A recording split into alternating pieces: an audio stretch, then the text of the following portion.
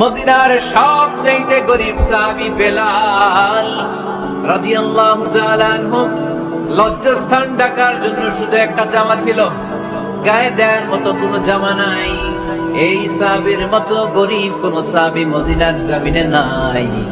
এই বেলাল রাদিয়াল্লাহু তাআলা আনহুকে বিশ্বনবী ডেকে বললেন, ইয়া বেলাল আনফিক ইয়া বেলাল লা তাখশা মিন যিল আরশি ইকলালা।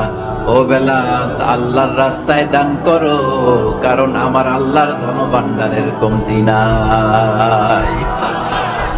সাইয়েদনা বেলাল রাদিয়াল্লাহু তাআলা আনহু সবচেয়ে গরীব। শুনতেছেন, বুঝতেছেন?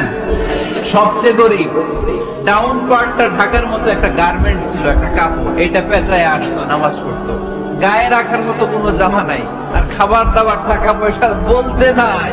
ওই সাহাবী নবী সাল্লাল্লাহু আলাইহি ওয়াসাল্লাম বললেন, আনফিক বেলাল, বেলাল তুমিও দান করো, তুমিও দাও, দানের হাতকে প্রশস্ত করে দাও।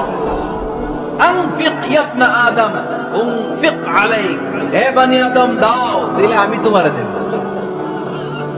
যারা দান করে বেশি তাদেরকে দেয় কে? দিলেই আসবে, না দিলে আসে না। আপনি দেন, দেখবেন আসতে শুরু করছে।